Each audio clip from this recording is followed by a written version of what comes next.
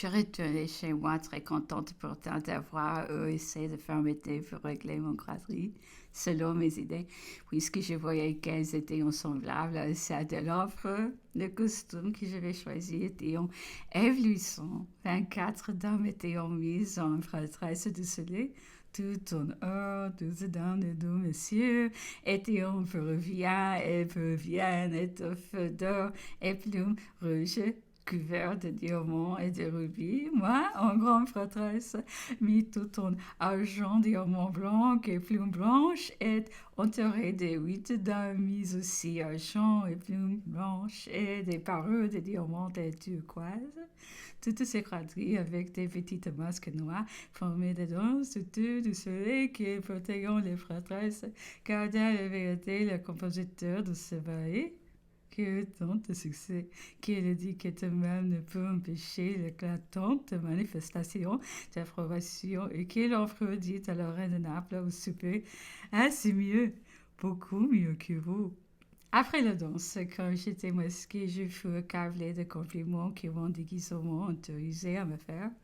Il n'y avait ni estrade ni trône. Tout le monde dans la salle était confondu masqué. Un dominant que je reconnus me dit que vos têtes brillantes! On ne pouvait regarder. Je serai devant prise, n'est-ce pas? Ainsi couverte de diamants. Vous savez très bien, répondit-il, que le plus beau diamant, le diamant sans prix, c'est celui qui est caché sous tout cela. Ce masque était l'empereur, et les compliments de lui étaient trop rares, vu que celui-là ne devait pas me flatter beaucoup. La reine de Naples, la princesse Pauline, ne me pardonneront pas un succès si général, même pour un sujet si peu important. L'empereur se plaisait au bal masqué. Il y allait à peu près 1 ou 2 fois par an chez l'archichancelier et chez le prince de Neuchâtel. On aurait eu de la peine à deviner les traits qu'il y trouvait, car il ne disait pas souvent, je les comprenais bien. Moi, j'éprouvais la même impression, et je n'étais pas plus amable.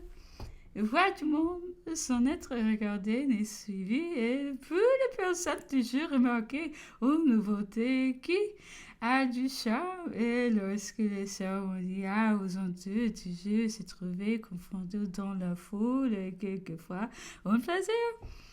Aussitôt qu'il arrivait à une de ces bas, il faisait appeler la reine de Naples, ou moi, croyant être moins reconnu si donner le bras à une femme. Nous nous promenions sans rien dire. Il me demandait quelquefois quelle est cette personne-là. Je n'en savais rien. Je cherchais à la découvrir. Bonjour, beau masque. Comment vous portez-vous? Ou bien, comment vous nommez-vous? Et dit-on seulement que mes Vincent l'été et j'en restais à cet effort d'esprit. Si on nous avait deviné, on se regiait et nous faisons une profonde révérence. Sinon, on nous tournait les dos en s'écriant qu'ils sont bêtes! C'est qui a osé autant l'offre que moi, après une heure ou deux de promenade aussi intéressante et employée souvent à chercher l'impératrice qui jouait le même jeu avec la duchesse de Montebello. Nous allions souper avec l'empereur, l'impératrice et les personnes marquantes qui se trouvaient là et chacun racontait ses hauts faits. Dommage, le seul plaisir de l'empereur avait été de n'être pas reconnu, ou du moins de le croire. Et lorsqu'on dit qu'il était charmant au bal, qu'il intriguait tout le monde, c'était sans doute une plaisanterie. À une de ces balles où je ne donnais pas les bras à l'empereur, j'étais à me reposer sur une banque. Je voyais souvent passer M. de Flau, mais je n'osais lui parler, quoique j'en eusse les yeux, m'imaginant que tout le monde devinait qui j'étais. Le jeune homme, rempli de déception, vint s'asseoir près de moi avec l'air assez ennuyé. Je l'avais vu 2 fois à mes gondoles. À peine s'il avait entendu ma voix, je lui parlais avec assurance. Dans la conversation, il me questionnait sur toutes les personnes qui faisaient et s'étonnaient de me voir connaître tant de monde. J'ai piqué sa curiosité. Il ne voulut plus me quitter, me cavla de questions. Que faites-vous toute la journée? Êtes-vous marié? Avez-vous des frères, des sœurs, des enfants? Chacune de ces questions me faisait rentrer en moi-même et au milieu de ces distractions brillantes qui m'avions au moment distrait de mes malheurs, à mesure qu'il m'arrivait une question sur la réalité de ma vie. La douleur m'arrivait avec elle et m'emportait bien loin de tout ce mouvement joyeux qui m'environnait et pour le moment m'avait étourdi. Ah, ces mots surtout, combien avez-vous d'enfants? La perte de mon fils se retraça si vivement ma pensée que je ne peux continuer mon émotion. J'étais embarrassée de ma faiblesse et oubliant que j'étais masquée, je me sentais confuse d'en rendre un étranger témoin. Je ne pouvais en effet lui cacher complètement tout ce que j'éprouvais et je me le reprochais. C'est accordé trop que de dévoiler une impression fut-elle pure comme ça que j'éprouvais si dérobée à l'amitié. C'est que ce a le droit d'entendre. Je m'étais d'échapper aux marques d'intérêt de ce jeune homme et de ses empressements. J'exigeais sa parole de ne rien plus savoir qui j'étais et je partis avec mesdames. J'ignore si je fus fidèle à ce qu'il m'avait promis, mais je le vis à un bal, me regardait avec attention. Peu de temps après, il m'écrivait une lettre passionnée. Il avait été en Hollande, disait-il, avait entendu parler de moi pour le général Bruno.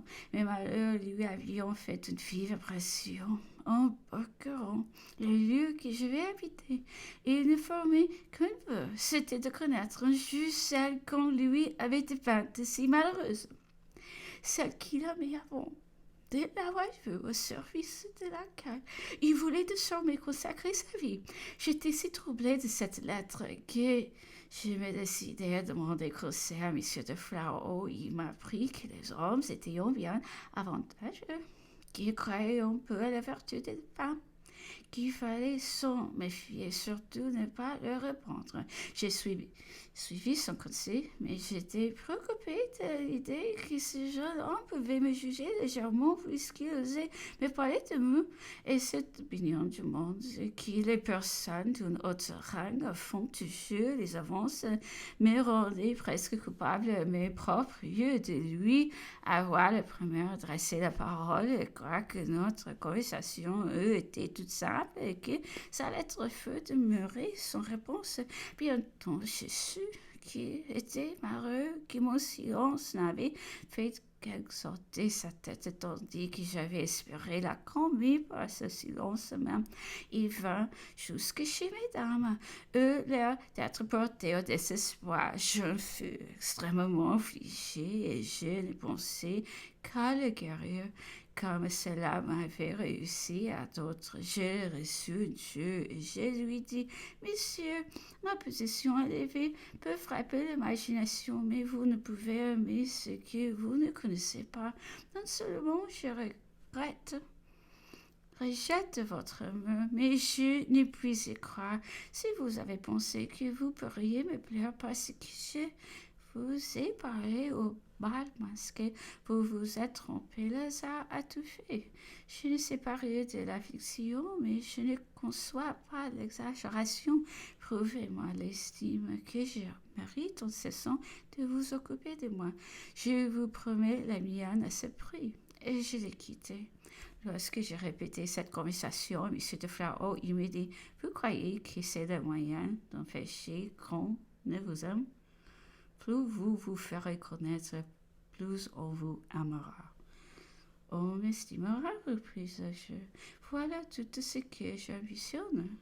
Croyez que si des femmes avec l'accent de la vérité sans aucune coquetterie, sans cet air qui affirme le contraire de ce qu'elles disent, ayant qu'à moi tout espoir, elles aurions plus d'amis, peut-être et moins de ces amours qui finissent par de la haine.